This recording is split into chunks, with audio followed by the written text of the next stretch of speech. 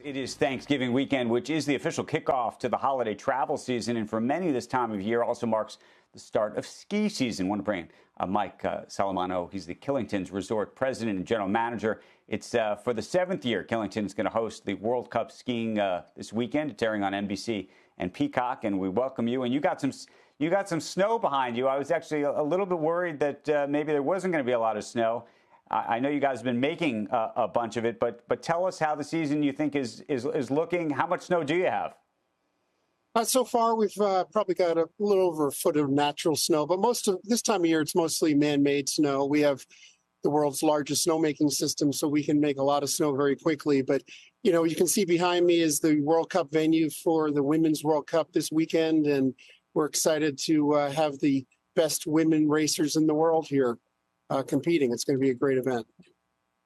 What is your sense? We were talking about inflation just in the last segment. We've also been talking about how customers have been spending money. During the pandemic, there was sort of an all-out blitz to go skiing since it was an outdoor sport. And then, of course, after the pandemic, in a sort of YOLO world, people were deciding they were going to ski and spend a lot of money doing that. Do you sense any shift there? And we're still seeing a very resilient consumer. So for us, demand has been really strong. Season pass sales are strong, and so are lodging bookings. You know, we're seeing people still want to spend money on experiences, and that bodes really well for our business. We've talked about it before, the Epic Pass, the competition with the Icon Pass, how those passes have changed the business. You've seen a number of mountains across the country actually try to scale back a little bit because in some cases they thought that their mountain was getting overrun with folks using these passes. What's your sense of what the pass game looks like in the future? Obviously, you know, you have these mountains, and the more people you can get on them, then the more other things you can sell them.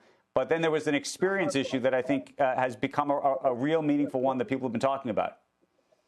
Yeah, I mean, I think the positive for those passes are, you know, that the ski business last year had a record number of skier visits. So that's really great for the industry. People really want to enjoy our sport. So that's a positive. And I think we all need to make sure we're not overcrowding the resorts. I think at Killington specifically, we're an Icon partner, and that's worked really well for us. But, you know, we work hard to spread people out around the mountain. And, you know, we have over 29 lifts and over 200 trails. So we're really well positioned to spread people out. And we've also been investing on the mountain, putting in tunnels and bridges and other investments to really make sure people have a great experience and really kind of move them around the mountain better. And so I think that for us has been a competitive advantage. Just in terms of the economics of running a mountain and where the revenue, the real money is it in the ticket, or is it really in the food and beverage, the lessons, and everything else? I mean, the majority is still in the ticket and the season pass. That is still where most of the money is. You know, second to that is probably food and beverage. And then you start going down into retail and ski school and rental and that type of standpoint. But most of it's still on the ticket side. And is that true of all mountains, or is that specific? Is that East Coast versus a West Coast? You know, if you were in Colorado, would that be the same situation? It's pretty consistent. I mean, there's some different fluctuations. Some resorts have lodging, some don't have lodging. Some have more food and beverage presence on the mountain. Sometimes you're just eating in town. So that part is similar. But I think at the end of the day, the ticket business, you know, making money on ticket revenue and season pass is still the largest revenue share. And what is your biggest cost? Our biggest cost is always labor.